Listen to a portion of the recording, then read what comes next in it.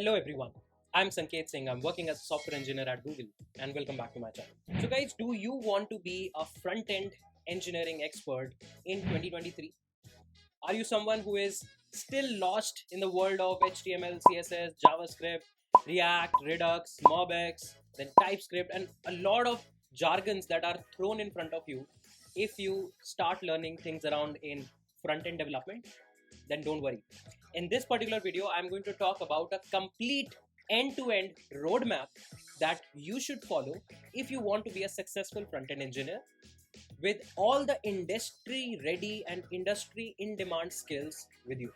This roadmap I have very precisely prepared because the same roadmap I am using in my front-end engineering bootcamp as well. If you have not yet checked it out, do check it out. I'll talk about it more in during the video, right? But I'm using the same thing to actually educate a bunch of engineers already. And this is a tried and tested roadmap. I have already seen a lot of friends of mine who are working in big tech and big startups who followed a similar roadmap, who learn things in a similar way, and currently are working with some top products with some top companies, right? This roadmap is going to consider everything. Like, let's say, currently join a job, then maybe you are contributing to a already written legacy product. Maybe you are going to start building a brand new front end altogether, or maybe a mix of both. So you need to know all the relevant technologies that might be required in both of the use cases, right? A lot of times you will see when you are learning front end engineering, then let's say you are in 2023, you start learning everything that is new coming in 2023. But when you land up a job, the scenario is pretty different, right? You actually see some other things which were relevant around in maybe let's say what 2020, 2021 are getting used. And that's reasonable, right? Because when that project was established, all of those things were getting used. So you need to keep a good balance of that. And with all of these 100 n number of JavaScript libraries coming into the picture, how you need to navigate through all of this, you will get answer about everything in this particular video. This is something that I have worked for very quite long period of time, right? If you see my own front end engineering experience, I worked as a full stack engineer where I contributed to as a like for the front end part in Interview Bit as a full-time engineer, in LinkedIn as a full-time engineer. Even at Google, I worked with both the front end as well as the back end. I also did my Google Summer of Code with Meteor.js, where I contributed to both front-end and back-end related features. So you can say that I have some really good amount of experience to actually talk about what it takes to be a good front-end engineer. One fun fact, even my first engineering internship was also as a front-end engineer, right? So I really love front-end. There was a time when I was also scared about front-end, but not anymore. And I want to make sure that you guys also don't face that fear again. That being said, let's just start the video. Let's see the whole roadmap. And before actually starting the video, if you have not yet subscribed to the channel, please consider subscribing to the channel. It is going to help us grow and reach out to more and more people. So without any further delay, let's just start. तो चलो यार, अब हम लोग बात करना start करते हैं कि एक्चुअली सारी चीज़ें तुम्हें शुरू कहाँ से करनी है। देखो, तुम अगर कभी भी किसी भी कंपनी को ज्वाइन करोगे ना, किसी भी कंपनी को तो तुम ज्वाइन करते हो, 99% केस में ऐसा ही हो रहा होगा कि तुम्हारे पास ऑलरेडी सेटअप कोड बेस पड़ा होगा, ठीक है? 1% चांस होगा कि तुम कोड बेस स्क्रैच से सेटअप कर रहे होगे, ठीक है? मैं इसलिए 1% चांस कह रहा हूँ क्योंकि बिल्कुल अर्ली स्टेज स्टार्टअप है, या फिर तुम किसी ऐसे स्टार्टअप में गए जहाँ पे सर्विस तुम्हें बिल्कुल ही एकदम स्क्रैच से लिखनी है, पहली बार वो लोग अपना फ्रंट एंड लिख रहे हैं, ऐसी जगह पे तुम्हें सब कुछ स्टार्ट से लिखना होगा। वरना 99% केसेस में कुछ ना कुछ कोड बेस तुम्हारे लिए ऑलरेडी प्रिपेयर्ड होगा, राइट? अब जब कोड बेस तुम्हारे लिए ऑलरेडी प्रिपेयर्ड होगा और जब तुम एक्चुअली कंपनी ज्वाइन करोगे ना, तो शुरू के 1 से 2 वीक तुम्हें मोस्ट प्रॉब्ली बग्स असाइन होंगे, राइट? ये बग्स बहुत सारी चीज़ों से रिलेटेड हो सकते हैं। ये एक्सेसिबिलिटी से रिलेटेड बग्स हो सकते हैं, राइट? थोड़े बहुत सीएसएस इधर उधर खराब हो सकती है, उससे रिलेटेड बग्स मतलब समझ लो डिजाइनिंग वगैरह खराब हो सकती है, उसके लिए बग्स हो सकते हैं। अब सबसे पहले ना हमें इस चीज़ की ही तैयारी करनी है। और टेक्निकली जब भी तुम फ्रंट एंड पढ़ रहे हो और इसका जो भी तुम रोड मैप सुनते होगे ना, तुमने इस वीडियो से पहले भी मान लो कोई रोड मैप सुना होगा, वहाँ पे भी सेम टेक्नोलॉजी से स्टार्ट करने के लिए कहते हैं, दैट इज HTML और CSS। तो मैं भी यहाँ पे तुम्हें HTML और CSS से ही स्टार्ट करने के लिए कहूँगा।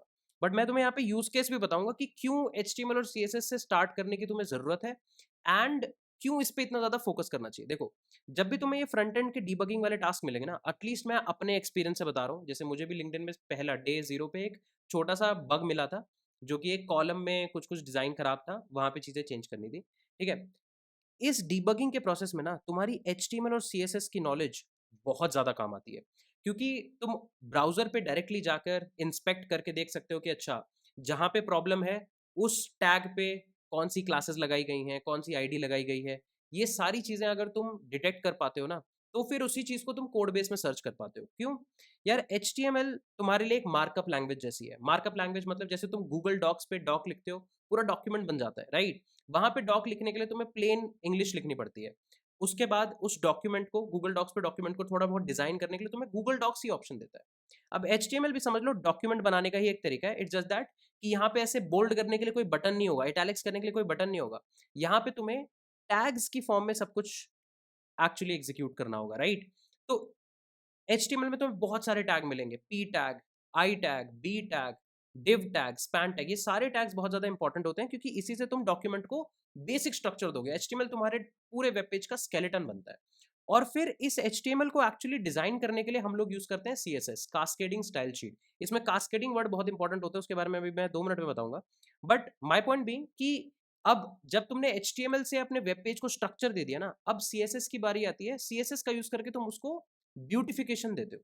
यार अब ब्यूटिफिकेशन देने के लिए ना तुम CSS में क्लासेस, आईडी और एट्रीब्यूट्स का यूज करते हो, राइट? अब यही क्लासेस, आईडी और एट्रीब्यूट्स तुम्हें डीबगिंग में भी हेल्प करते हैं। जैसे मैं तुम्हें दिखाता हूँ, फॉर एग्जांपल लेट्स से मैं तुम्हारे सामने ना एक्सप्रेस जेएस की वेबसाइट ओपन करता हूँ, और मैं तुम्हें एक छोटा सा बग दिखाऊंगा, ठीक है? और हम और तुम्हें दिखाऊंगा कि कैसे ऐसी चीज़ें तुम भी सॉल्व कर सकते हो। चलो देखते हैं, ठीक है? देखो, ये एक्सप्रेस जेएस की ऑफिशियल वेबसाइट है। एक्सप्रेस जेएस क्या है? एक्सप्रेस जेएस एक बैकएंड फ्रेमवर्क है, बट अभी उस पर ज़्यादा ध्यान नहीं देंगे। अब अगर तुम इसको थोड़ा रिस्पॉन्सिव मोड में चलाओ ना, रिस्पॉन्सिव मोड मतलब मोबाइल फ्रेंडली। अब जो भी वेबसाइट है वो वेब पे भी चल सकती है, मोबाइल पे भी चल सकती है। अब जैसे ही तुम इसको थोड़ा सा छोटी स्क्रीन पे चलाओगे, तो तुम ये देख रहे होगे, ये जो नैव बार है जहाँ पे एक्सप्रेस लिखा हुआ है, इस पे कुछ कुछ ऑप्शंस थे। इस पे देखो, ये सारे ऑप्शंस थे। जैसे ही छोटी स्क्रीन पे आते हैं ना, ये ऑप्शंस हटके इस हैमबर्गर मेन्यू में चले जाते हैं। देखो, ये ऐसा हैमबर्गर मेन्यू है। इसको तुम ड्रॉप डाउन करोगे तो वो सारे ऑप्शन तुम्हें दिखेंगे। अब यहाँ पे एक बग है। क्या बग है? जब इसको तुम वापस एक्सपैंड करोगे, देखो सारे ऑप्शंस गायब हो गए। पर अगर मैं रिफ्रेश करूंगा, तो सारे ऑप्शंस आ जाएंगे। ये एक बग है एक्सप्रेस जेएस की वेबसाइट में, राइट? तो अगर तुम एक्सप्रेस जेएस के ऑफिशियल ओपन सोर्स रिपो पे भी जाओगे, एक्सप्रेस जेएस गिटहब, राइट? यहाँ पे अगर तुम जाओगे और यहाँ पे expressjs.com की गिटहब, ये लोग बहुत ज़्यादा एक्टिव नहीं है अपनी ओपन सोर्स कम्युनिटी में, बट तुम्हें इश्यूज में एक्चुअली ये वाला इशू दिख भी जाएगा, right? Let me show you. तो मैंने इसके लिए एक बहुत पहले पे PR बनाई थी, but nobody actually reviewed it. तो तुम देख सकते हो यहाँ पे ये एक इशू किसी ने रेज करा हुआ है कि यार, जब भी तुम रिसाइज करते हैं तो वो हैमबर्गर मेन्यू आता है। ये वाला जो हैमबर्गर मेन्यू था, ये आता है। अगर तुम इस हैमबर्गर मेन्यू से इंटरेक्ट कर लेते हो और फिर रिसाइज बैक करते हो, तो वो सारे ऑप्शंस गायब हो जाते हैं। अब ये एक बहुत ही छोटा सा बग है। तुम्हें लगेगा कि यार ठीक है, छोटा सा बग है, रिफ्रेश करने से आ तो रहा है। बट अगर तुम प्रोडक्शन रेडी ऐप्स में जाओगे, वहां पे ये सब बग्स नहीं आने चाहिए। अब कोई तुम्हें अगर इसको एक्चुअली रिजॉल्व करने के लिए कहेगा, ये पूरी एक्सप्रेस जेएस की बेसिक वेबसाइट ही है, बट इसका बहुत सारा कोड लिखा गया होगा, राइट? उस सारे कोड में तुम नेविगेट कैसे करोगे? बहुत आसानी से तुम कैसे नेविगेट कर पाओगे? तुम अपने ब्राउजर के टूल्स यूज करोगे। तो ये एक और इंपॉर्टेंट पार्ट आता है अलॉन्ग विद HTML और CSS, कि यार तुम्हें ब्राउजर के टूल्स यूज करने आने चाहिए। जो ब्राउज़र का कंसोल है, राइट? इंस्पेक्टर है और नेटवर्क टैब है। ये तो बहुत ज़्यादा इंपॉर्टेंट है, तुम्हें आने चाहिए। और भी बहुत सारे ऑप्शंस होते हैं जिसमें तुम परफॉर्मेंस ऑप्टिमाइजेशन देख सकते हो, तुम अपने मेमोरी देख सकते हो कि क्या-क्या स्टोर हुआ है ब्राउज़र की मेमोरी में, और भी सारी चीज़ें मैं बात करूँगा उसके बारे में। बट अब तुम यहाँ पे क्या कर सकते हो, देखो, ये तुम्हें पता लग जाएगा, अच्छा ये वो li टैग्स हैं, ये वो nav मेन्यू है, और किसी ना किसी तरीके से क्या हो रहा है, ये nav मेन्यू का डिस्प्ले गायब हो जाता है। तो अब यहाँ से तुम डिबगिंग स्टार्ट करोगे। एटलीस्ट मैं ऐसे ही करता था। मैं जाके डिबग करता था कि यार क्या होता है हमारे पास HTML में, CSS में कौन सी क्लासेस यूज हुई हैं। फिर उस क्लास को मैं अपने कोड बेस में सर्च करता था। अच्छा, ये क्लास कहाँ कहाँ यूज हुई है, अच्छा ये क्लास यहाँ यहाँ पे यूज हुई है। अगर आईडी है तब तो थोड़ा और आसान हो जाता है, क्योंकि आईडी एक ही जगह यूज हुई होगी। यहाँ पे HTML CSS का बहुत ज्यादा यूज आता है। तो अगर तुम स्टार्ट कर रहे हो अपनी फ्रंट एंड की जर्नी, तो HTML CSS से स्टार्ट करना बहुत इंपॉर्टेंट है। क्यों? पहली बात है, तुम्हारे वेब पेज को एक बेसिक स्ट्रक्चर देगा। अपार्ट फ्रॉम दैट, CSS का यूज करके तुम ब्यूटिफिकेशन कर सकते हो, एंड तुम्हारी इनिशियल डेज की जो डिबगिंग हो रही होगी ना, उसमें HTML CSS फ्रंट एंड की डिबगिंग में एक्सट्रीमली हेल्पफुल होंगे, एक्सट्रीमली हेल्पफुल। ठीक है? ये बहुत ज्यादा एक इंपॉर्टेंट पार्ट आ जाता है। उसके बाद एक बार तुमने यार HTML और CSS पे कमांड बना ली ना, आई वुड रेकमेंड कि यार तुम इस पे थोड़े बहुत प्रोजेक्ट्स बनाओ। अब तुम कहोगे यार HTML और CSS का यूज करके कौन से प्रोजेक्ट्स बन सकते हैं? बहुत सारे प्रोजेक्ट्स बन सकते हैं। टेक्निकली तुम किसी भी वेबसाइट को उठा सकते हो, उस वेबसाइट का जो फ्रंट पेज है, जो उसका लैंडिंग पेज है, उसके तुम क्लोन्स बना सकते हो।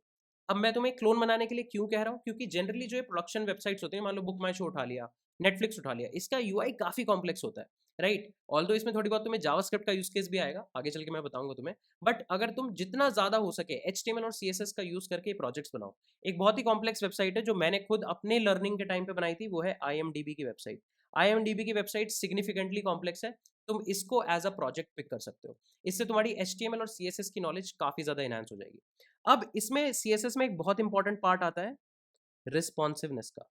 यार, रिस्पॉन्सिवनेस पढ़ना बहुत ज़्यादा इंपॉर्टेंट है। क्यों? क्योंकि अब मोस्टली वेबसाइट्स, ज़्यादा से ज़्यादा वेबसाइट मोबाइल पे ही एक्सेस करी जाती है। अगर तुम्हारी वेबसाइट मोबाइल पे सही नहीं चल रही होगी तो काफ़ी ज़्यादा यूज़र का ड्रॉप होगा। और कोई भी कंपनी एक इंजीनियर को हायर करती है, उसका काम सिर्फ कोड लिखना नहीं है, उसके कोड से बिजनेस पे इंपैक्ट आना चाहिए। तो अगर तुम्हारे कोड से बिजनेस पे गलत इंपैक्ट आ रहा है, मतलब तुम यूजर्स को ड्रॉप कर जा रहे हो, that's not going to be good for you.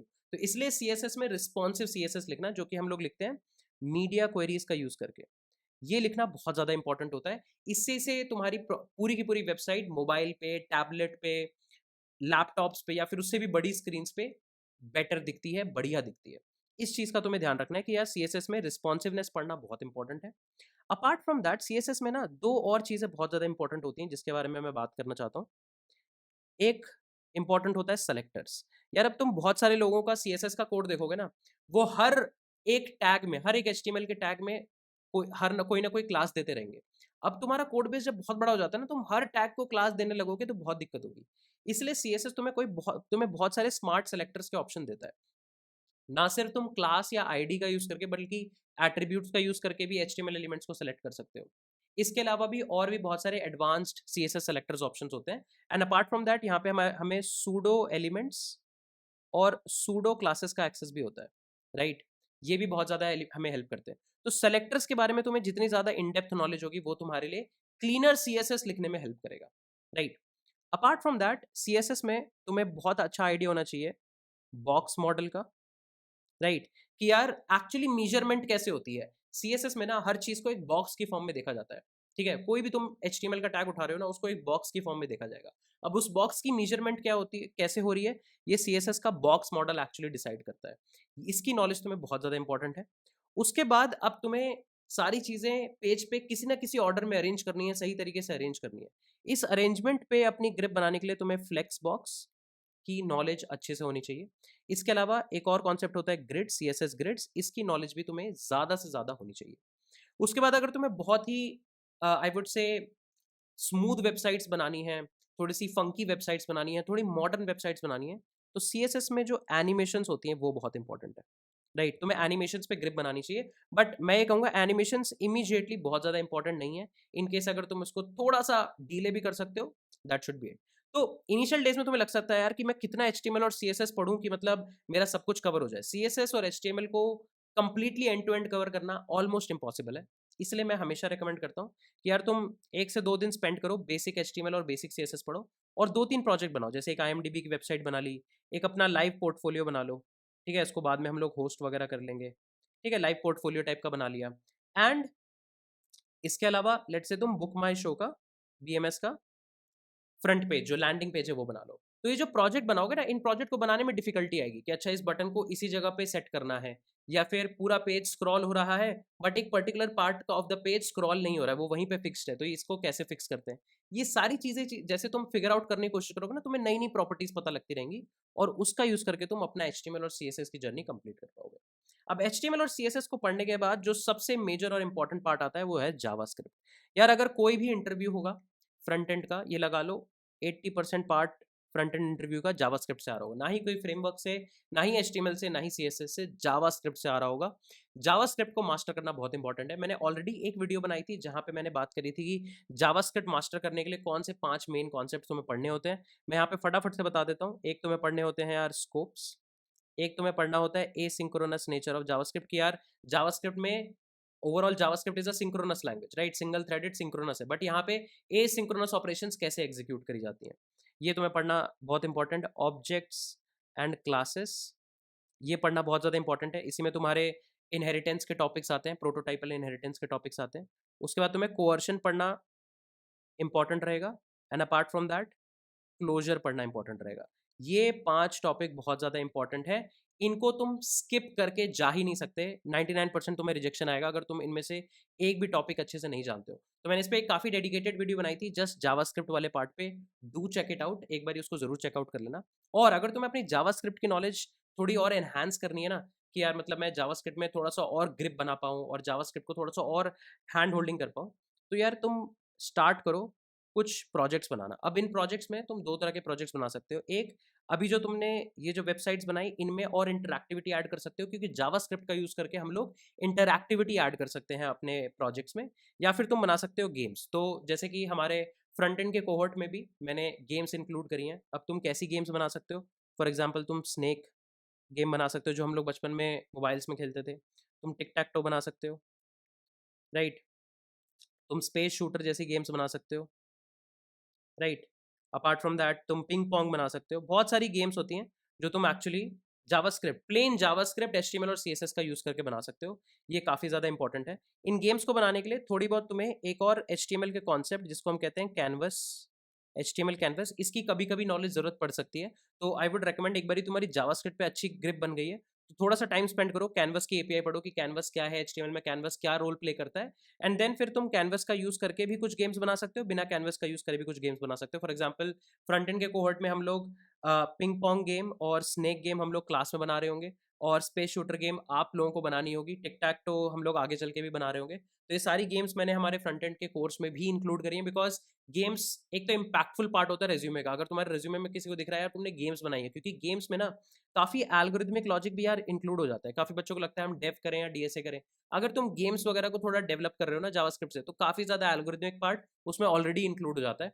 अगर तुम बहुत ज़्यादा गेम डेवलपमेंट जो जावास्क्रिप्ट से हो रही है उसको थोड़ा और एनहांस कर सकते हो, तो बहुत सारी लाइब्रेरीज हैं जो फिजिक्स इंजन प्रोवाइड करती है। मतलब तुम फ्रिक्शन डाल पाओगे, तुम बर्स्ट डाल पाओगे, राइट? ये सारे फिजिक्स के एलिमेंट्स तुम डाल पाओगे, बट वो थोड़ा सा मतलब हायर लेवल पे हो जाएगा। अगर तुम्हें बहुत ज़्यादा interested, definitely you can try to explore those as well. But JavaScript के रिगार्डिंग अगर तुम्हें बढ़िया प्रोजेक्ट्स बनाने हैं, ये गेम्स काफ़ी बढ़िया प्रोजेक्ट्स होती हैं। That's why we also included all of these games in our front end course, do check it out, right? ये पार्ट हो गया यार इनिशियल बिगिनर के लिए, कि आप बिगिनर लेवल पे आपने एचटीएमएल सीएसएस और जावास्क्रिप्ट पढ़ लिया। इतना फ्रंट एंड पढ़ने के बाद ना आप टेक्निकली काफ़ी सारा बैक एंड का पार्ट भी पढ़ सकते हो if you are more interested towards that. But अभी हम लोग सिर्फ फ्रंट एंड रोड मैप की बात करेंगे।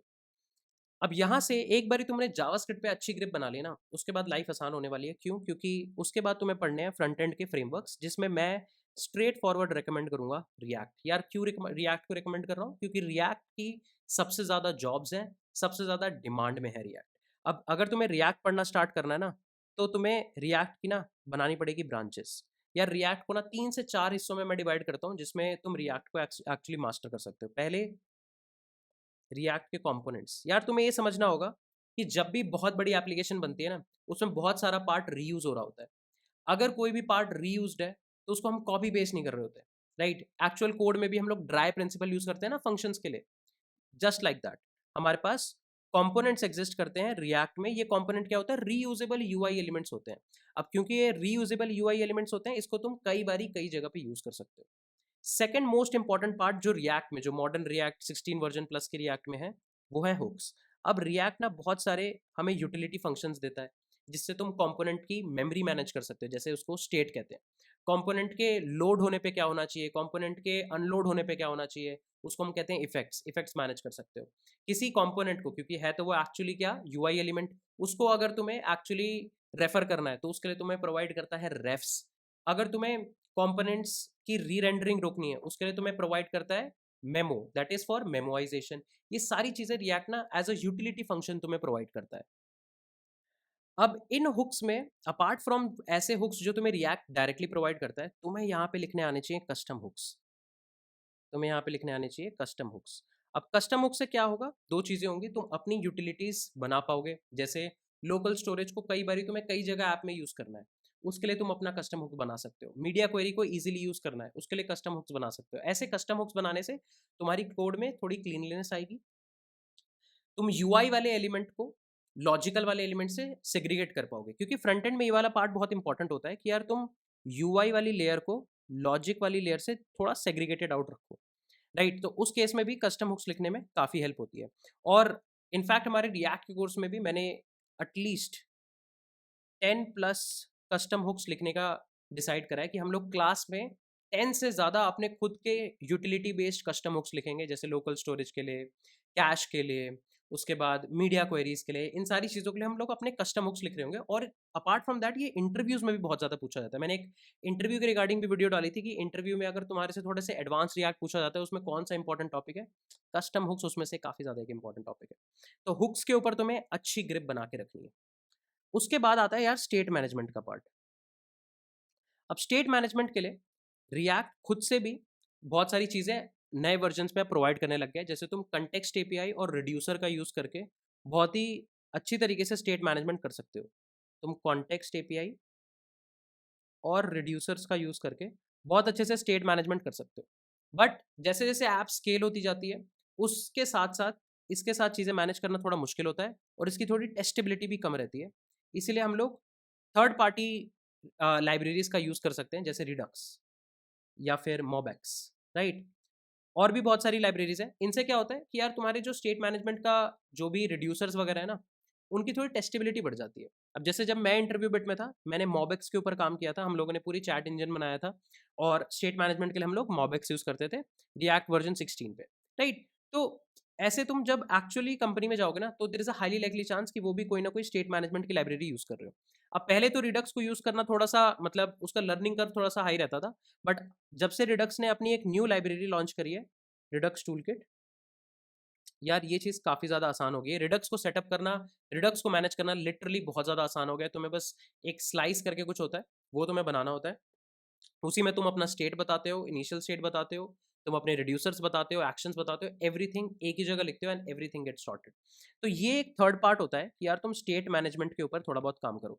अब इसके बाद जो लास्ट पार्ट आता है वो होता है कि यार तुम्हें ऑप्टिमाइजेशन के ऊपर ध्यान देना है। अभी मैं इसमें और भी बहुत सारी चीज़ें बताऊंगा, बट यार जब तुम ऑप्टिमाइजेशन की बात करते हो तो तुम्हें एक्चुअली ये देखना है कि तुम कंपोनेंट के लोड को डीले कैसे कर सकते हो। अब जैसे पूरी की पूरी एप्लीकेशन है, उस एप्लीकेशन में 50 पेजेस हैं। जब तुम होम पेज को लोड कर रहे हो तो बाकी के 50 पेजेस को लोड करने का कोई पॉइंट नहीं है, राइट। तो रिएक्ट में यहाँ पे इसलिए एक कॉन्सेप्ट होता है कोड स्प्लिटिंग का, कि यार तुम कोड स्प्लिटिंग कैसे कर सकते हो। कोड स्प्लिटिंग इंप्लीमेंट करने के लिए तुम्हें सस्पेंस और एरर बाउंड्रीज पढ़ने होते हैं। सस्पेंस क्या करता है, ये बताता है कि जब तक कोड लोड हो रहा है, जो दूसरा पेज मान लो अभी हमने इनिशियली लोड नहीं करा, जब तक वो लोड हो रहा है तब तक तुम्हें क्या फॉल बैक यूआई दिखाना है, राइट। इस कोड स्प्लिटिंग के मैकेनिज्म से इनफैक्ट ये भी होता है कि तुम्हारा बंडल का साइज भी डिक्रीज होता है और तुम्हारी एप्स थोड़ी और एफिशिएंट हो पाती है।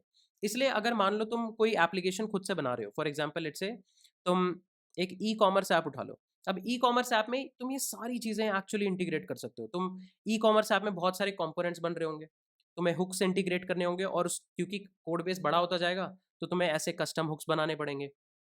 तुम्हें स्टेट मैनेजमेंट उसमें करना होगा। स्टेट मैनेजमेंट के लिए तुम चॉइस ले सकते हो। अगर तुम्हें ऑलरेडी कंटेक्स्ट एपीआई और रिड्यूसर आता है तो तुम रिडक्स वगैरह स्टार्ट कर सकते हो, वरना यहाँ पे कंटेक्स्ट एपीआई भी पढ़ सकते हो और उसके बाद उसके ऑप्टिमाइजेशन पे ध्यान दे सकते हो।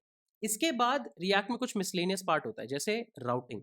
अब यार ऐसा तो नहीं है ना कि जब तुम मान लो फ्लिपकार्ट पे जाते हो तो फ्लिपकार्ट पे बहुत सारे पेजेस होते हैं, जैसे जैसे दूसरे पेज पे जाते हो यूआरएल चेंज होता रहता है। इसको कहते हैं राउटिंग।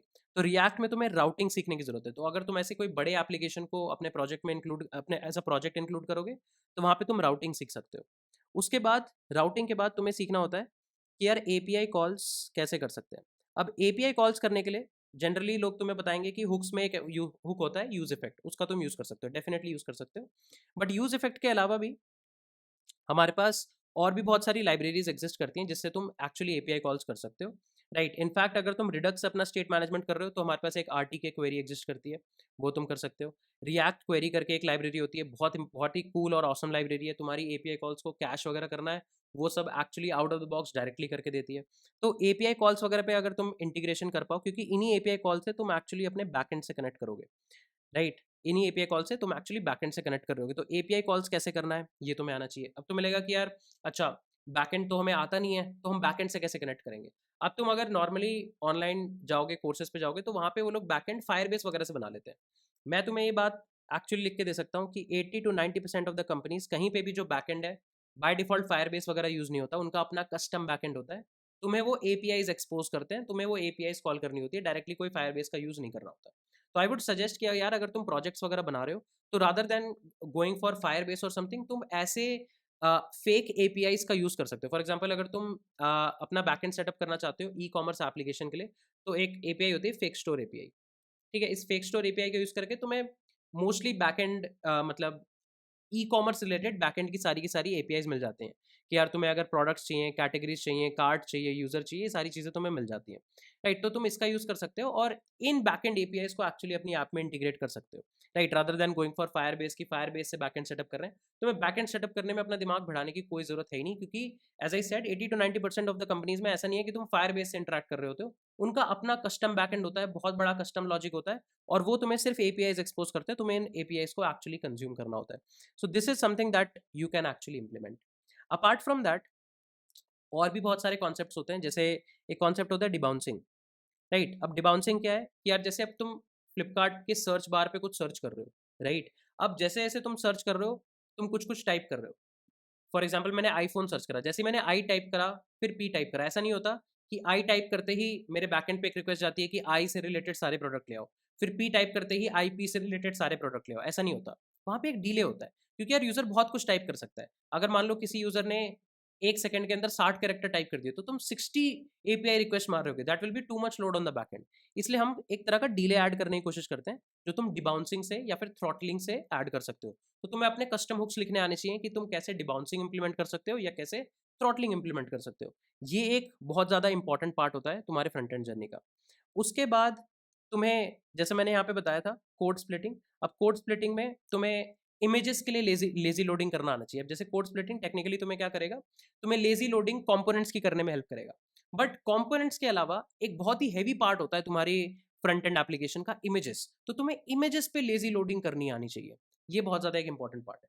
उसके बाद तुम्हें कंपोनेंट्स की टेस्टिंग करनी आनी चाहिए, क्योंकि यार तुम पर्सनल प्रोजेक्ट्स बनाते हो, तुम टेस्टिंग वगैरह मैनुअली कर लेते हो, बट अगर तुम एक अच्छी कंपनी में जॉब करना स्टार्ट करोगे, वहां पे प्रॉपर तुम्हें यूनिट टेस्ट लिखने होंगे, यूआई रिलेटेड टेस्ट लिखने होंगे। उस केस में तुम्हें टेस्टिंग अच्छे से आनी चाहिए। जेस्ट वगैरह वाली जो लाइब्रेरीज हैं, जो काफ़ी अच्छे से हमें टेस्टिंग वगैरह करने में हेल्प करती हैं, ये सारी चीज़ें तुम्हें आनी चाहिए। And the best part is कि टेस्टिंग करने से तुम्हारी कोड की रीडेबिलिटी भी बढ़ती है, तुम्हारा कोड रोबस्ट होता है, और एक्चुअली प्रोडक्शन पे फटने के चांसेस काफ़ी कम होते हैं। अगर तुम्हें ये सारे कॉन्सेप्ट जो जो मैं तुम्हें बता रहा हूँ, ये सारे कॉन्सेप्ट्स अगर सीखने हैं, आई वुड हाईली रिकमेंड कि तुम प्लीज़ डिस्क्रिप्शन सेक्शन में जाके फ्रंट एंड के कोर्स का लिंक एक बार एक्सप्लोर करो। We have done everything that you require in order to become a good front end engineer.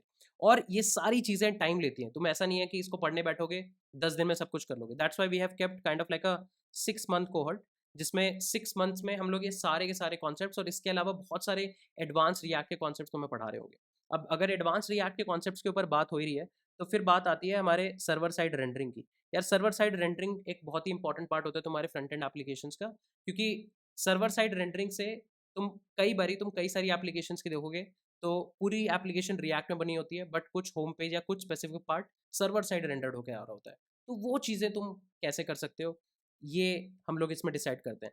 उसके बाद जैसे कोड स्प्लिटिंग में ऑलरेडी मैंने तुम्हें बताया कि सस्पेंस के अलावा तुम्हें एरर बाउंड्रीज भी लगानी होती है, कि यार कभी कभी कोई कंपोनेंट के लोड होते टाइम कुछ एरर आ गया, देन व्हाट, हम लोग ब्लैंक पेज नहीं दिखा सकते यूजर को। So what will happen in that case, और यूजर कैसे उसको रीट्राई कर सकता है, ये एक बहुत ज़्यादा इंपॉर्टेंट पार्ट होता है। तो ऐसे ही अगर तुम कोर्स की वेबसाइट पे जाओगे, तो तुम्हें काफ़ी सारे इसके रिलेटेड कॉन्सेप्ट्स मिलेंगे, right. So for example, let me go here, right. तो तुम देखो हम लोग काफ़ी स्टार्टिंग से एच टी एम एल के forms, right, in fact computer networks, क्योंकि अब जब तुम ये एपीआई कॉल्स बैकएंड पे लगाओगे, तो तुम्हें पता होना चाहिए कि यार ये एच क्या होता है, एच कॉल्स कैसे चल रही हैं, रिस्पॉन्स कैसे आ रहा है, ये सारी चीज़ें तुम्हें एक्चुअली पता होनी चाहिए। उसके बाद देखो हम प्रोजेक्ट बनाएंगे, स्टूडेंट रजिस्ट्रेशन का प्रोसेस, उसके बाद काफ़ी ज़्यादा CSS पढ़ेंगे, एक बेसिक पोर्टफोलियो बना रहे होंगे, लोडर्स के रिलेटेड प्रोजेक्ट बनाएंगे, हर वेबसाइट में तुम लोडर्स देखते होगे, ई कॉमर्स के लिए लैंडिंग पेज बना रहे होंगे, पैरालैक्स वेबसाइट, तुम पैरालैक्स का इफेक्ट बहुत ही कूल लगता है वेबसाइट्स में, वो कैसे तुम्हें डालना है CSS का यूज करके। फिर एक end to end e commerce app का HTML और CSS का यूज करके पूरा फ्रंट एंड बना रहे होंगे। बूटस्ट्रैप पढ़ेंगे, और बेस्ट पार्ट है इस कोर्स में मैंने बूटस्ट्रैप, मटीरियल UI और टेलविंड, तीनों मेजर फ्रेमवर्क्स को एक्चुअली इंक्लूड किया है। तुम देख सकते हो काफ़ी डेडिकेटेड डिस्कशन हो रही होगी जावास्क्रिप्ट के ऊपर, और फिर जावास्क्रिप्ट का यूज़ करके हम डॉम मैनिपुलेशन पढ़ रहे होंगे। तो जब जैसे कि मैंने तुम्हें यहाँ पे भी बताया कि गेम्स वगैरह तुम बना सकते हो, इन गेम्स को बनाने के लिए बहुत इंपॉर्टेंट होता है कि यार तुम डॉम मैनिपुलेशन सीख पाओ कि जावास्क्रिप्ट का यूज़ करके HTML और HTML रिलेटेड जो भी चेंजेस है तुम कैसे कर सकते हो, तुम कैसे CSS की क्लासेस ऐड कर सकते हो, ये सारी चीज़ें पढ़ेंगे। एंड अपार्ट फ्रॉम दैट हम लोग डॉम की बहुत सारी ऑप्टिमाइजेशन भी पढ़ेंगे कि यार inner HTML, inner text, text content, इन तीनों में से एफिशिएंट कौन सा है। स्क्रिप्ट जो तुम जावास्क्रिप्ट अपनी लोड करते हो HTML में, कब लोड करनी चाहिए, कौन सा एक एफिशिएंट मेथड है लोड करने का, ये सारी की सारी चीज़ें हम लोग पढ़ रहे होंगे। उसके बाद तुम देख सकते हो हम लोग एक ड्राइंग बोर्ड की एप्लीकेशन बनाएंगे कि तुम फ्रंट एंड पे कैनवास वगैरह का यूज़ करके एक्चुअली ड्रॉ कर पाओ, इसका प्रोजेक्ट बनाएंगे।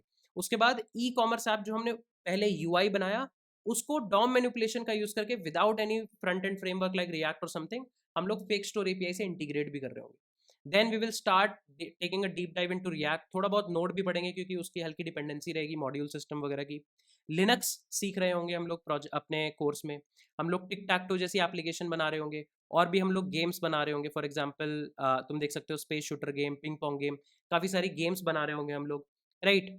उसके बाद हम लोग रिएक्ट पे अपनी जर्नी स्टार्ट करेंगे, कंपोनेंट्स और JSX के बारे में पढ़ेंगे।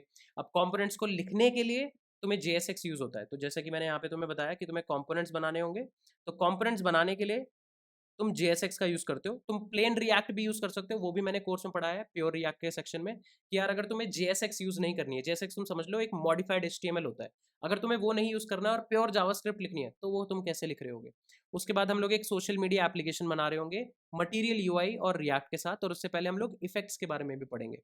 फिर हम लोग थोड़े से एडवांस कॉन्सेप्ट भी पढ़ेंगे जैसे रिएक्ट प्रोफाइलर। अब अगर तुम्हें अपनी फ्रंट एंड एप्लीकेशन को ऑप्टिमाइज करना है ना, तो ऑप्टिमाइज करने के लिए सबसे पहले पता होना चाहिए, इस ऑप्टिमाइजेशन में सबसे पहले पता होना चाहिए कि प्रॉब्लम आ कहाँ रही है, प्रॉब्लम कहाँ कहाँ आती है। जैसे कोई कंपोनेंट बार बार री रेंडर हो रहा है, वो तुम्हारे ब्राउजर पर लोड डालता है, या कोई इररिलेवेंट API कॉल बार बार जा रही है, वो तुम्हारे ब्राउजर पे लोड डालता है। इस सब चीज़ों को एक्चुअली डिटेक्ट करने के लिए ना बहुत सारे डेव टूल्स होते हैं, तुम्हें डेव टूल्स भी पढ़ने चाहिए। जैसे हमारे पास रिडक्स के लिए रिडक्स डेव टूल्स एग्जिस्ट करते हैं, राइट। रिएक्ट प्रोफाइलर एग्जिस्ट करता है, हम लोग रिएक्ट प्रोफाइलर और रिडक्स डेव टूल्स दोनों के दोनों चीज़ें एक्चुअल में सीख रहे होंगे।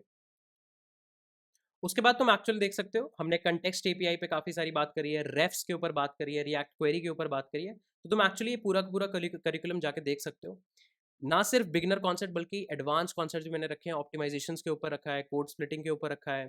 फिर मैंने यहाँ पे ग्राफ QL और टाइप स्क्रिप्ट भी इंक्लूड करी है, भी मैं इसको इसके बारे में भी और बात करूंगा। So do check it out, it's a complete end to end package if you want to become an advance front end engineer. काफ़ी हम लोगों ने एग्रेसिव प्राइसिंग भी रखी है, and if you will use the code front 700 you will get a flat 700 rupees off on this price. This will be limited for some initial users only, so do check it out. वापस आते हैं हमारे react के road map पे। तो चलो अब हम लोगों ने बात कर ली है कुछ एडवांस रिएक्ट टॉपिक्स पे। अब इसके बाद बात करते हैं अब इंडस्ट्री में क्या चीज़ें चलती हैं। देखो यार, अगर तुम कोई भी कंपनी ज्वाइन करोगे ना, तो ये हो सकता है कि तुम कुछ लेगेसी कोड बेस पे काम कर रहे हो, या फिर बहुत ही लेटेस्ट न्यू कोड बेस पे काम कर रहे हो। अगर तुम लेगेसी कोड बेस पे काम कर रहे हो, मान लो वो कोड बेस आज से 10 साल पहले लिखा था, मान लो अगर तुम माइक्रोसॉफ्ट जैसी कंपनी में जाते हो, ऐसा नहीं है माइक्रोसॉफ्ट में सब कुछ लेटेस्ट लिख रहे हैं, बहुत सारी कोड बेसिस पुराने भी लिखे होते हैं। तब तुम्हें अपने सारा रिएक्ट वगैरह की जर्नी, या फिर जो भी फ्रंट एंड फ्रेमवर्क वो लोग यूज़ कर रहे हैं, वो मोस्टली जावास्क्रिप्ट में लिखी होगी, उसी में तुम्हें डीबग करना होगा, उसी में तुम्हें इंप्लीमेंट करना होगा। बट अगर तुम लेटेस्ट कोड बेसिस की बात करो, अगर वो सर्विस नई सेटअप हुई है, तुम्हारा पूरा फ्रंट एंड नया सेटअप हुआ है, उस केस में तुम देखोगे कि एक नई लैंग्वेज इंट्रोड्यूस हो रही होगी तुम्हारे पास, टाइपस्क्रिप्ट। अब टाइपस्क्रिप्ट यूज़ करने का फ़ायदा क्या है? टाइपस्क्रिप्ट एक तरह से सुपरसेट होता है जावास्क्रिप्ट पे। यहाँ पे तुम स्ट्रिक्ट टाइप इनेबल कर सकते हो, स्ट्रिक्ट टाइपिंग इनेबल कर सकते हो। इससे थोड़े एरर आने के चांसेस कम हो जाते हैं, क्योंकि कई जावास्क्रिप्ट डेवलपर्स होते हैं जो थोड़ा कोवर्शन वगैरह के कॉन्सेप्ट्स को उतना सही से नहीं समझ पाते हैं, एंड देन उनके कोड में काफ़ी ज़्यादा बग्स आने लग जाते हैं। क्यों बग्स आने लग जाते हैं? क्योंकि वो किस टाइप का रिस्पॉन्स एक्सेप्ट कर रहे हैं, उस रिस्पॉन्स पे किस टाइप के ऑपरेशन कर रहे हैं, they are not able to decide much. तो इस टाइप सेफ्टी से काफ़ी ज़्यादा कोड बेस रोबस्ट हो जाता है। तो तुम्हें टाइप स्क्रिप्ट के काफ़ी सारे कॉन्सेप्ट सीखने चाहिए, this is going to be extremely important. अब अगर तुम्हें टाइप स्क्रिप्ट और जावास्क्रिप्ट दोनों से रिएक्ट में कुछ कुछ चीज़ें करनी आ गई, और ये करने के लिए तुम क्या कर सकते हो, अगेन प्रोजेक्ट बना सकते हो। मान लो ई कॉमर्स का प्रोजेक्ट तुमने पूरा जावास्क्रिप्ट में बना लिया, फिर ऐसा ही एक और प्रोजेक्ट उठा लो, maybe movie booking application उठा लो, उसको तुम पूरा end to end TypeScript में बनाओ। जितना ज़्यादा तुम कोड करने की कोशिश करोगे ना, उतना ज़्यादा तुम्हें टेक्नोलॉजी और उसके स्टैक पे ग्रिप आने लग जाएगी। इसके बाद तुम्हें पढ़ना इंपॉर्टेंट है कि यार सर्वर साइड इंटरेक्शन तुम कैसे करते हो। एक है तुम रेस्ट APIs के थ्रू करते हो, एक और चीज़ जो तुम्हें पढ़नी चाहिए वो है graph QL, right. Graph QL का यूज़ करके भी हम लोग काफ़ी ज़्यादा इंट्रैक्शन करते हैं। तो ग्राफ क्यूएल के बारे में एक बेसिक इंट्रोडक्शन भी अगर तुम्हें आता है और तुम्हें एक बेसिक ग्राफ क्यूएल क्वेरीज वगैरह करनी आती हैं अपने फ्रंट एंड एप्लीकेशन से, दैट शुड बी इनफ। तुम्हें बेसिक अपोलो सर्वर वगैरह सेटअप करना आना चाहिए, उस पर अगर तुम इंट्रैक्शन कर पा रहे हो बैकएंड से, दैट शुड बी इनफ। इसके अलावा एक बहुत इंपॉर्टेंट पार्ट आता है कि यार तुम्हें ना ब्राउजर स्टोरेज की नॉलेज होनी चाहिए। इसके बाद तुम पढ़ना स्टार्ट कर सकते हो ब्राउजर स्टोरेज के बारे में। अब ब्राउजर स्टोरेज में तुम्हारे पास लोकल स्टोरेज होता है, सेशन स्टोरेज होती हैं, कुकीज़ होती हैं, राइट, और ब्राउज़र की अपनी कैश होती है, राइट। इन सब का कहाँ कहाँ पे यूज़ है, तुम कहाँ पे लोकल स्टोरेज यूज़ कर सकते हो, कहाँ पे सेशन स्टोरेज यूज़ कर सकते हो, कहाँ पे कुकीज़ यूज़ कर सकते हो, इन सारी चीज़ों के ऊपर तुम्हें नॉलेज होनी चाहिए, राइट। इनफैक्ट तुम्हें प्रोजेक्ट्स में इनको as much as possible include भी करना चाहिए कि यार जहाँ पे लोकल स्टोरेज के लिए अच्छा यूज़ केस है वहाँ पे तुम लोकल स्टोरेज यूज़ कर रहे हो, जहाँ पे कुकीज़ के लिए अच्छा यूज़ केस है वहाँ पे तुम कुकीज़ यूज़ कर रहे हो, और इसी नॉलेज के बेसिस पे तुम आगे चल के अपनी एप्लीकेशंस में ऑथेंटिकेशन भी इंप्लीमेंट कर पाओगे, राइट। ऑथेंटिकेशन इंप्लीमेंट करने के लिए भी तुम्हें ये नॉलेज एक्चुअली चाहिए होगी। तो मैं तुम्हें इनफैक्ट एक टास्क भी देना चाहूँगा। ऑथेंटिकेशन में ऑथेंटिकेशन के कई मेथड्स होते हैं। एक बहुत ही फेमस मेथड है कि तुम ऑथेंटिकेशन JWT टोकन से कर सकते हो। तो कमेंट सेक्शन में तुम्हें ये बताना है कि अगर JWT टोकन से ऑथेंटिकेशन हो रहा है और फ्रंट एंड पे हमें JWT टोकन मिल रहा है, तो इन चारों में से कहाँ पे हम ये JWT टोकन स्टोर करते हैं। Do comment in the comment section below. I want to see कि एक्चुअली जो लोग ये वीडियो देख रहे हैं उनको कितनी ज़्यादा नॉलेज है फ्रंट एंड की। And again if you want to know more about it, do check out the court. हम लोग कोर्ट में ब्राउजर स्टोरेज के ऊपर अपने डेडिकेटेड हुक्स लिख रहे होंगे और इनको एक्चुअली प्रोजेक्ट्स में यूज़ कर रहे होंगे, काफ़ी ज़्यादा फन रहेगा, राइट।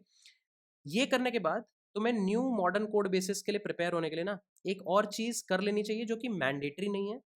तुम्हें रिएक्ट से रिलेटेड कुछ नए फ्रेमवर्क्स आ गए हैं जैसे नेक्स्ट, रिमिक्स, इनको तुम्हें पढ़ने की कोशिश करनी चाहिए, राइट। अब ये मैंडेटरी नहीं है, अगर तुम्हें नेक्स्ट जेएस नहीं भी आता है या रिमिक्स नहीं आता है तो ऐसा नहीं है कि तुम्हें कोई प्रॉब्लम होगी, बट इससे तुम एक end to end full stack application बना पाओगे, राइट। अगर वो कैपेबिलिटी तुम्हें चाहिए, और ये बिल्कुल लेटेस्ट है, बहुत ज़्यादा कंपनीज में अभी नेक्स्ट जेएस वगैरह तुम्हें यूज़ होती दिख भी नहीं रही होगी, एकदम अर्ली स्टेज या न्यू स्टार्टअप्स होंगे जो नेक्स्ट वगैरह यूज़ कर रहे होंगे। तो अगर तुम उनको ही टारगेट कर रहे हो तो नेक्स्ट जेएस को पढ़ना काफ़ी ज़्यादा इंपॉर्टेंट है। बट आई बिलीव अगर तुम्हें रिएक्ट के सारे कॉन्सेप्ट्स, अगर बेसिक कॉन्सेप्ट्स आते हैं, then it should not be much of an issue. इस सबको करने के बाद आई बिलीव हर स्टेप पे ना तुम दो चीज़ों का हमेशा ध्यान रखो। एक, तुम्हें अपने प्रोजेक्ट्स भी बनाने हैं, साथ ही साथ अगर हो सके तो तुम्हें करनी है ओपन सोर्स कॉन्ट्रीब्यूशंस। अब यार ओपन सोर्स कॉन्ट्रीब्यूशंस करने के लिए एक जो बहुत ही इंपॉर्टेंट नॉलेज तुम्हें चाहिए वो चाहिए गिट की, राइट। ऑलरेडी मैंने चैनल पे गिट की काफ़ी ज़्यादा इन डेप्थ, मतलब मैं ये गारंटी कह सकता हूँ कि यूट्यूब पे अगर तुम top 10 in depth git lectures को विजिट करोगे, उसके मुकाबले के मैंने लेक्चर्स बनाए हैं, उससे भी थोड़े बेटर ही लेक्चर्स बनाए हैं, काफ़ी ज़्यादा एडवांस्ड गिट मैंने एक्चुअली डिस्कस किया है। तुम्हें गिट और गिटहब की नॉलेज होनी चाहिए। अब इससे क्या होगा, ओपन सोर्स में ना तुम्हें ऑलरेडी काफ़ी बड़े प्रोजेक्ट्स मिलेंगे जहाँ पे तुम कंट्रीब्यूट कर सकते हो। तुम अकेले इकलौते नहीं होगे कि खुद ही फीचर सोचा, खुद ही इंप्लीमेंट कर दिया, so on and so fourth. Open source project का बेस्ट पार्ट ये होता है कि यार वहाँ पे एक बड़ा कोड बेस सेटअप होगा, काफ़ी सारे लोग एक्चुअली तुम्हारे कोड को रिव्यू कर रहे होंगे। खराब कोड लिखोगे तो कोड एक्चुअली सबमिट नहीं होगा, इंक्लूड नहीं होगा, पीआर मर्ज नहीं होगी। तो आई वुड सजेस्ट कि जैसे जैसे तुम एक डिसेंट अमाउंट स्पेंड कर लो ना, जैसे मान लो दो दो महीने तुमने स्पेंड करे, तुमने बेसिक HTML पढ़ा, CSS पढ़ा, जावास्क्रिप्ट पढ़ा और रिएक्ट का एक इंट्रोडक्शन पढ़ लिया, तुम यार ओपन सोर्स रिपोजिटरीज को एक्चुअली विजिट करना स्टार्ट करो। तुम देखो कि किस तरीके के प्रोजेक्ट्स हैं। अब जैसे हर फ्रेमवर्क की अपनी एक वेबसाइट होगी, जैसे नेक्स्ट जेएस की अपनी एक nextjs.com वेबसाइट है, मोस्ट ऑफली वो क्या होगी, ओपन सोर्स होगी। रिएक्ट के अपने डॉक्यूमेंटेशन की वेबसाइट भी ओपन सोर्स है। तो इन वेबसाइट्स पे एक्चुअली तुम जाके कंट्रीब्यूट कर सकते हो और यहाँ पे तुम बेसिक इश्यूज उठा सकते हो, बिगिनर फ्रेंडली इश्यूज उठा सकते हो, और धीरे धीरे जैसे तुम्हें कोड बेस की नॉलेज होती जाए वैसे तुम एडवांस फीचर्स पिक कर सकते हो, क्योंकि ऐसा ही तुम्हें कंपनी में भी करना होगा। कंपनी में भी तुम्हें पहले बहुत ही छोटे छोटे बग्स दिए जाएंगे और फिर एक एंड टू एंड फीचर तुम्हें लिखने के लिए दिया जाएगा। This is going to be very important. So I believe कि एक decent I would say front end engineer बनने के लिए these should be the things that you should learn in the specific order that I told. Front end engineering की काफ़ी ज़्यादा demand है, I would definitely +1 to that. But अच्छे front end engineers मिलना थोड़ा मुश्किल होता है। काफ़ी लोग फ्रंट एंड इसलिए नहीं करते क्योंकि दे थिंक कि CSS लिखना मुश्किल है। ट्रस्ट में CSS लिखना मुश्किल नहीं होता है। क्यों? क्योंकि तुम्हें डिज़ाइन नहीं सोचना होता है। डिज़ाइन एक डिज़ाइनर सोच के देता है, पूरा एक फिग्मा बना के देता है, उसमें कलर्स, पैडिंग, विड्थ हर चीज़ लिखी होती है। तुम्हें वो इम्प्लीमेंट करना आना चाहिए। तो CSS से डरने की जरूरत नहीं है, तुम जितना ज़्यादा CSS लिखोगे उतनी ज़्यादा तुम्हारी CSS पावरफुल होती जाएगी। तुम्हें ज़्यादा फोकस करना है लॉजिक बिल्डिंग वाले पार्ट पे, तुम्हें ज़्यादा फोकस करना है कि तुम कैसे आर्किटेक्चरली बेटर कोड लिख सकते हो। This is something that you have to focus on. So I believe कि ये वीडियो काफ़ी यूजफुल रहा होगा। If you want me to focus on any specific part, अगर तुम चाहते हो कि मैं इन सारे चीज़ों में से किसी एक स्पेसिफिक चीज़ पे और डेडिकेटेड और इन डेप्थ वीडियो बनाऊँ, do let me know in the comment section. I will definitely do that. And if you enjoyed the overall video, please don't forget to hit the like button and please subscribe to the channel, ताकि हमें और ज़्यादा लोगों तक reach out करने में help हो, algorithm को पता लगे कि that you are actually liking the content on the channel. And apart from that, do check out the cohort on front end development, advanced front end development on AlgoCam. मैं उसका link नीचे description section में डाल दूंगा. It's going to be a one stop solution for everything that you need to and you should learn in front end. Do check it out. That being said, इस video को यहीं पर wrap up करते हैं. I am Sanket Singh signing off.